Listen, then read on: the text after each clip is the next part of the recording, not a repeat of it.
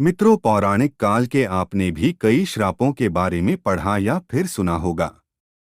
पुरातन काल में जब भी कोई गलत काम या फिर बुरा व्यवहार करता तो एक पवित्र आत्मा वाला व्यक्ति उसे श्राप दे देता, जिसका फल उसे भोगना पड़ता। अब उस काल के मुख्य श्राप कौन से हैं? आइए मिलकर जानते हैं। युधिष्ठिर का स्त्री जाति को श्राप। महाभारत के शांति पर्व की माने तो युद्ध खत्म होने के बाद जब महारानी कुंती ने पुत्र युधिष्ठिर को बताया कि कर्ण तुम्हारा बड़ा भाई था, तो पांडवों को इस बात का बहुत दुख हुआ। तब युधिष्ठिर ने विधि विधान के साथ कर्ण का अंतिम संस्कार किया। वहीं जब माता कुंती ने पांडवों को कर्ण के जन्म का रहस्य बताया तो वह शोक में डूब गए और युधिष्ठिर ने पूरी महिला जाति को श्राप दे दिया कि आज से कोई भी स्त्री, कोई भी राजा नहीं से बाबा आएगी। और विदुर तभी से हर महिला आज तक श्राप भुगत रही है। ऋषि किंगडम का राजा पांडु को शाप। द्वापर युग में एक बार राजा पांडु शिकार करने वन में गए। उन्होंने वहां एक हिरन के जोड़े को नजदीकियां बनाते देखा और उन पर बाढ़ चला दिया। लेकिन असलियत में वह कोई हिरन नहीं बल्कि ऋषि किन्नर और उनकी पत्नी थी। राजा पांडु का गोबर ऋषिवर और उनकी पत्नी को लगा, जिससे उनकी पत्नी की वहीं पर मृत्यु हो गई और ऋषिवर भी अपनी आखिरी सांसें लेने लगे। इसके बाद ऋषि केंद्र ने राजा पांडु को यह श्राप दिया था कि आप जब भी अपनी पत्नी के साथ मिलन करेंगे उसी पल आपकी मृत्यु हो जाएगी। और मित्रों, इसी श्राप की वजह से जब राजा पांडु अपनी दूसरी पत्नी माधवी के साथ संबंध बना रहे थे, उसी पल उनकी मृत्यु हो गई। और फिर पति के मरने के बाद देवी माद्री ने भी अपने प्राण त्याग दिए थे। मांडव्य ऋषि का यमराज को श्राप। महाभारत के अनुसार एक बार ऋषि मांडव्य को राजा ने भूलवश चोरी का दोषी मानकर सूली पर लटकाने की सजा सुना दी। सूली पर कुछ दिनों तक चढ़े रहने के बावजूद जब उनकी आत्मा नहीं निकली तो राजा को अपनी गलती का एहसास हुआ और उन्होंने ऋषि मांडव्य से माफी मांगकर उन्हें छोड़ दिया। बाद में ऋषि यमराज के पास पहुंचे और उनसे पूछने लगे कि मैंने अपने जीवन में ऐसा कौन सा पाप किया था जो मुझे इस तरह के झूठे आरोप की सजा दी। तब मृत्यु के देवता यमराज ने बताया कि जब आप 12 साल के थे तब आपने एक फसेंगे की पूंछ में से चुराई थी और उसी कर्म की वजह से आपको यह दर्द सहना पड़ा।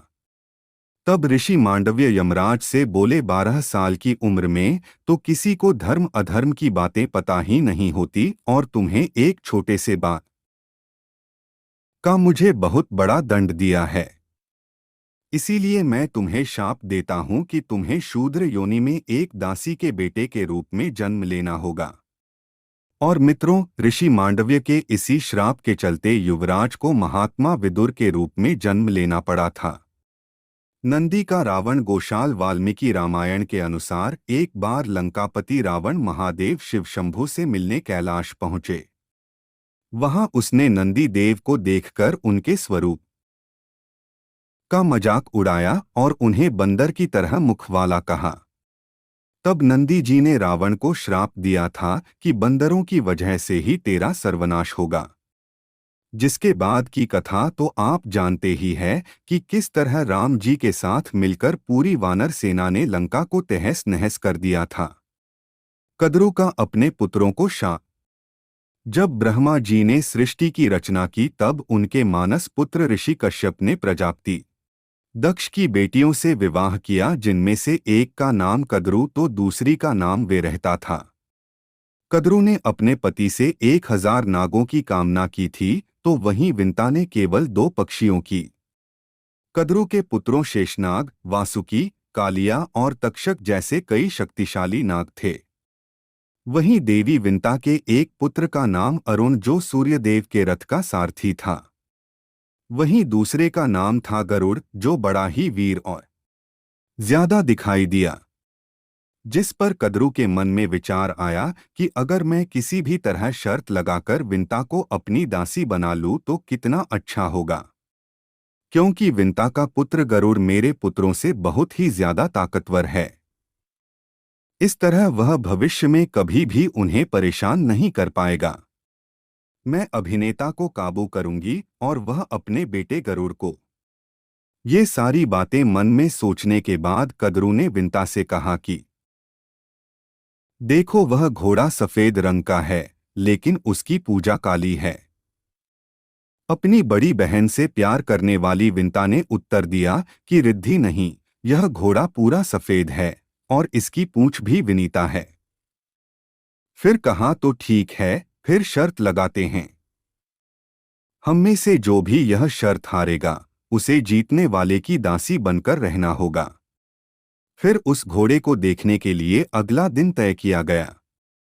जंगल से घर आकर कद्रू ने शर्त जीतने के लिए अपने सर्प पुत्रों से कहा कि वह इस घोड़े की पूंछ से चिपककर उसकी पूंछ का आकार ले ले।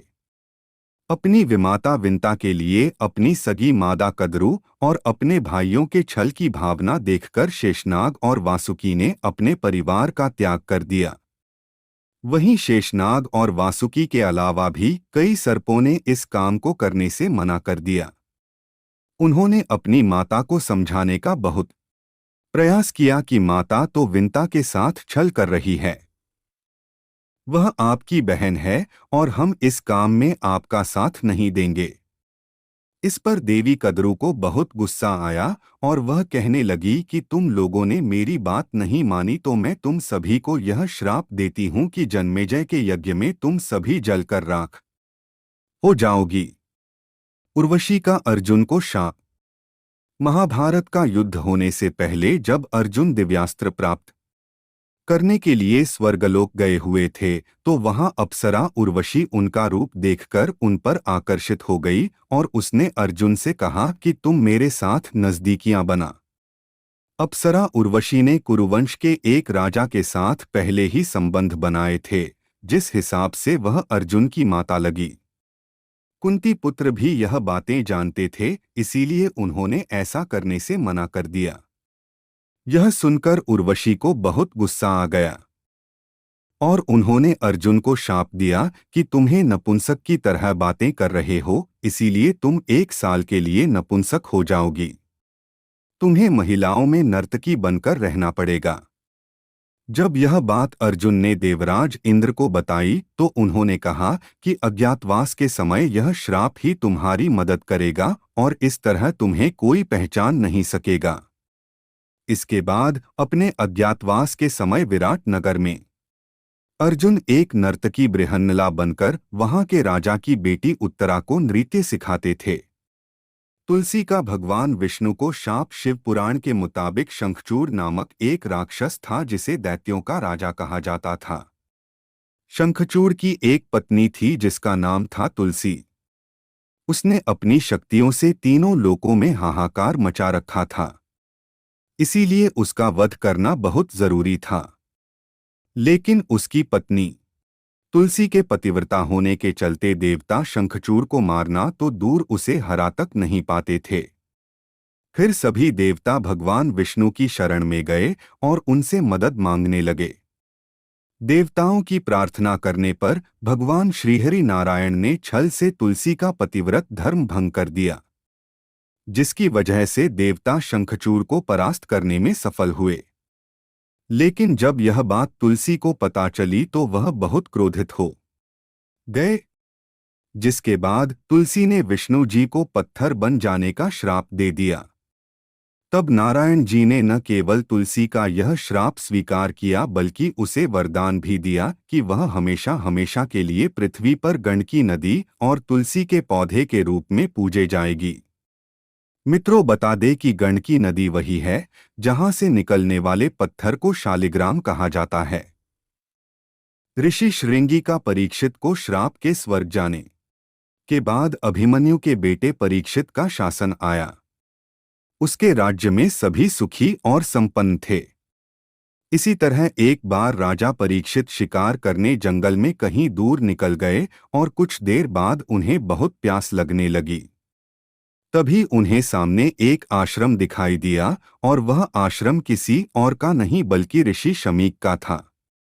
इसके चलते परीक्षित उस आश्रम में गए और ऋषि को प्रणाम करते हुए बोले, हे ऋषिवर, मुझे प्यास लगी है, आप मुझे थोड़ा जल पिला दें।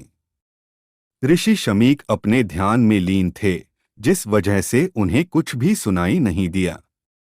उधर राजा को लगा कि यह तो मेरा अपमान कर रहे हैं और मेरे बार बार कहने पर भी मेरी बातें नहीं सुन रहा है।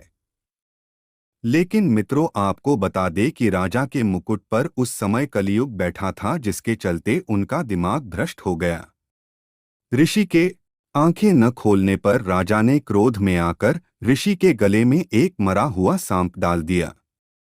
वहीं कुछ समय बाद जब ऋषि शमीक का बेटा श्रृंगी नदी से नहाकर आश्रम लौटा तो उन्होंने देखा कि उसके पिता के गले में मरा हुआ सांप मिलता है। यह देखकर उसे बहुत ही क्रोध आया और उसने राजा परीक्षित को श्राप दिया कि अगले 7 दिनों के अंदर एक विषैले नाग के डसने से आपकी मौत हो जाएगी। तभी शमीक ऋषि भी अपने ध्यान से जागे और अपने पुत्र से कहने लगे कि पुत्र, तूने यह सही नहीं किया। यह राजा अपनी प्रजा का रक्षक है और इसने इतना बड़ा अपराध नहीं किया था कि तुमने उसे इतना बड़ा श्राप दे दिया। ऐसा होने के बाद ऋषि शमी को बहुत पछतावा हुआ और उन्होंने राजा परीक्षित से माफी भी मांगी। राजा अनर्ण्य का रावण को शाप त्रेतायुग के दौर में रघुवंश में एक परम प्रतापी राजा हुए, जिनका नाम अनर्ण्य था।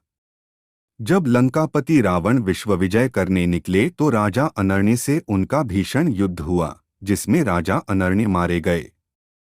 लेकिन मरने से पहले उन्होंने रावण को यह श्राप दिया कि मेरे ही वंश में जन्म लेने वाला एक युवक तेरी मौत का कारण बनेगा। जिसके बाद आगे चलकर उन्हीं के वंश में भगवान श्री राम ने जन्म लिया और रावण का वध करके पूरी पृथ्वी पर धर्म का परचम लहराया। परशुराम का कर्ण को शाप। महाभारत के अनुसार परशुराम भगवान विष्णु के छठे अवतार थे। सूर्यपुत्र कर्ण उन्हीं के शिष्य थे और जब कर्ण को धनुर्विद्या सीखनी थी तब उन्होंने परशुराम को अपना परिचय एक ब्राह्मण के रूप में दिया था। फिर एक बार परशुराम जी की गोद में सिर रखकर सो रहे थे और उसी कर्म को एक जहरीले कीड़े ने काट लिया। अपने गुरु की नींद में कोई परेशानी न आए, यह सोचकर पैर में दर्द सहते रहे, लेकिन उन्होंने परशुराम को नींद से ही जगाया। नींद से उठने पर जब भगवान परशुराम ने कर्ण को असहनीय दर्द को सहते देखा तो वह समझ गए कि कर्ण एक ब्राह्मण नहीं बल्कि एक क्षत्रिय है। तब गुस्से से लाल परशुराम ने कर्ण को श्राप दिया कि मेरी सिखाई हुई शस्त्र विद्या की जो तुम्हें सबसे ज्यादा जरूरत पड़ेगी, उस समय तुम यह विद्या भूल जाओगे। तपस्विनी का रावण को शाप। मित्रों, पुरातन काल में एक बार रावण अपने पुष्पक विमान से कहीं जा रही थी, तभी उसने एक सुंदर स्त्री को देखा जिसका नाम वेदवती था, जो भगवान विष्णु को अपने पति रूप में पाने के लिए कठोर तपस्या कर रही थी।